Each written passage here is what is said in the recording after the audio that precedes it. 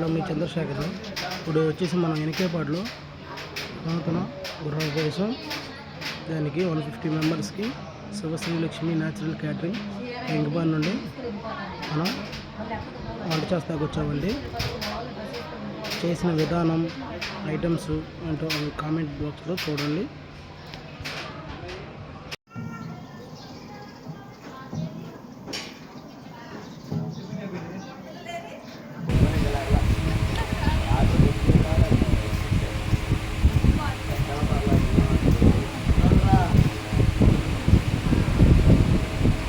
భోజనాలు కంప్లీట్ అయిపోయినాయండి.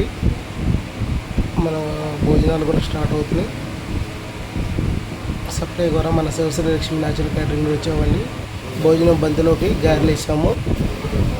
ప్రతి ఒక్కరు భలే ఉందని చెప్పి అన్నారు.